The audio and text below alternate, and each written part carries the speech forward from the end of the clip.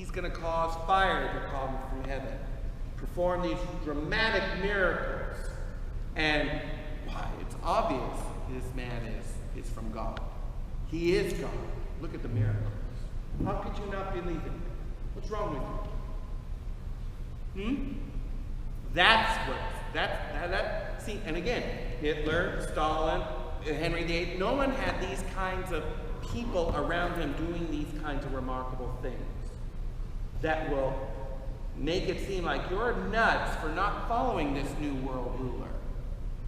I mean, he's handsome, he's smart, he brought peace to the Middle East, and look, he causes fire from heaven. Or other dramatic miracles. The second beast is going to cause all to worship him. So in chapter 13 we read, I saw another beast which rose out of the earth. So it looks like it's coming out of the earth. It had 2 horns like a lamb, and it spoke like a dragon. Talk about a wolf in sheep's clothing. Here's the ultimate wolf in sheep's clothing. It exercised all the authority of the first beast in its presence, and makes the earth and its inhabitants worship the first beast, whose mortal wound was healed. It works great signs, even making fire come down from heaven in the sight of men.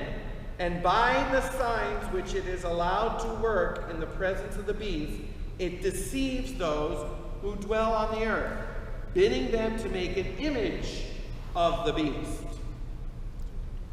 And it was allowed to give breath to the image of the beast, and the image of the beast should even speak, and cause those who would not worship the image to be slain. And he causes all, both small and great, rich and poor, free and slave, to be marked on the right hand or the forehead, so that no one can buy or sell unless they've been marked with the beast, or the number of his name. Now this calls for wisdom. Let him who has understanding reckon the number of the beast, for it is a man's number. Its number is 666. The infamous 666. The diabolic Trinity. That's what this is. The dragon, the beast, and the false prophet.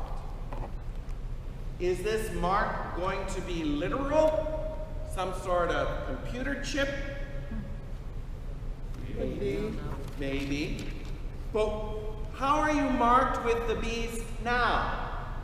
Baptism. By what? Baptism and confirmation. Well, that's being marked for God. How are you marked with the beast? Radioactive whatever. No. How are you marked The one with on the the beast? forehead. By putting your trust and loyalty to the government over Right. over God. Yes, by pledging your allegiance to the state, the government, over God. That's being marked with the beast. So it has less to do with some RFID chipping implanted, because that never happened until nowadays. You know what I'm saying? So it can't mean just that. Could it have that implication in the future? Perhaps. I'm not saying it's not. But what I'm saying is that the more eternal message of the mark of the beast, and what this chapter is telling us, is put your faith in God, not the state. Put your faith in God, not the emperor, the president, the king, whomever. That's being marked with the beast. When you have more faith in human government than you have in God. That's being marked with the beast. That's really damns your soul more than anything else. Do you hear what I'm saying? Does this imply that there will be some RFID marking, blah, blah, blah? Maybe.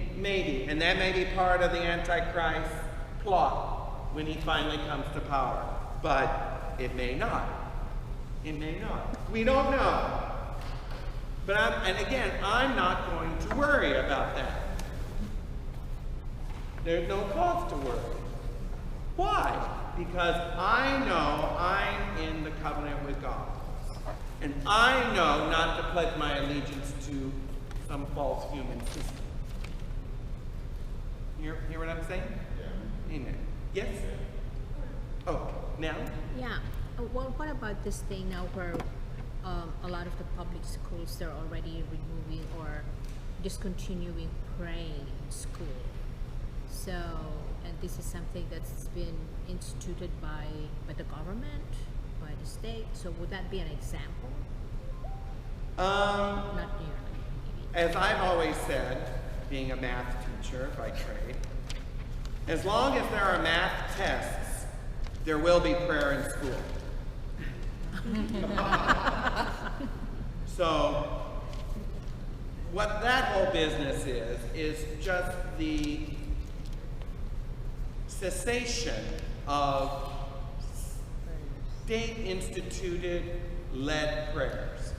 People are still free to pray in school all they want. It's just that I, as a teacher, can't lead my class in prayer.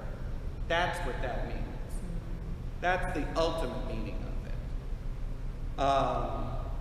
For good or for bad, that's how it is. That's what we have right now. It's when the government says you need to pledge your allegiance to the state and not go to Mass.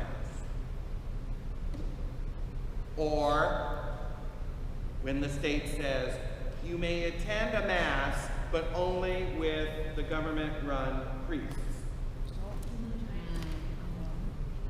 The ones that the government approves of. You see what I'm saying? That's pledging your allegiance to the state over what God says. Okay? It's what Henry VIII did. You sign the oath of allegiance saying that the king is head of the church, or you're treasonous.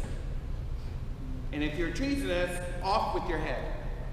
And that's what happened with Thomas More and John Fisher and many other English martyrs who would not acquiesce and say that the king is head of the church. Rebecca?